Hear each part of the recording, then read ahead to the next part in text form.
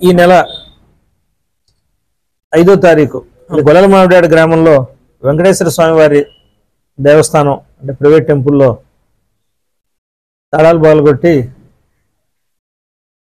స్వామివారి ఆభరణాలు అట్లాగే పూజాధికారులకి ఉపయోగించే వెండి వస్తువులన్నీ కూడా 13 కేజీలు బరువు ఉండే వస్తువులన్నింటినీ కూడా దొంగతనం చేయడం జరిగింది. గుర్తు తెలియని వ్యక్తులు, క్లూస్ టీము, అట్లాగే అక్కడున్న సీసీ కెమెరాసు అనాలిసిస్, అట్లాగే డాష్ స్క్వాడ్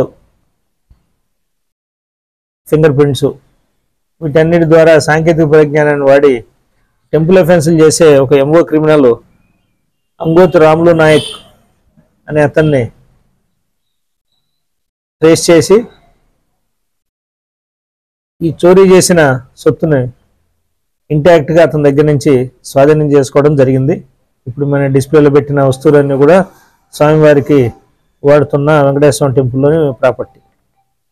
ఇతని వివరాల్లోకి వెళ్తే ఈ అంగోతు రాములు నాయక్ అనే అతను ప్రొఫెషనల్గా టెంపుల్ అఫెన్సెస్ చేస్తూ ఆంధ్ర తెలంగాణ రాష్ట్రాల్లో తిరుగుతూ ఉంటాడు.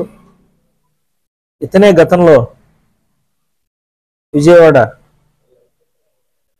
వంటౌన్ ఏరియాలో కుసుమానాథ్ టెంపుల్లో కూడా భారీ ఎత్తున సిల్వర్ని చోరీ చేసి అక్కడ కూడా దొరకడం జరిగింది. అప్పుడు జైల్లో ఉన్నాడు. తర్వాత బయటకు వచ్చి ఈ రకమైన నేరాన్ని ఇక్కడ పాల్పడ్డాడు.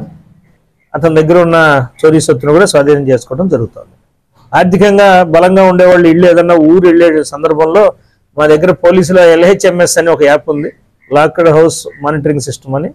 అది ఫ్రీ ఆఫ్ కాస్ట్ పోలీసుకి మాకు ఇంటిమేట్ చేస్తే మేము దాన్ని ఆ ఇంటిని వాళ్ళు తిరిగి వచ్చే వరకు మేము సేఫ్ గార్డ్ చేస్తాం ఫ్రీ ఆఫ్ కాస్ట్.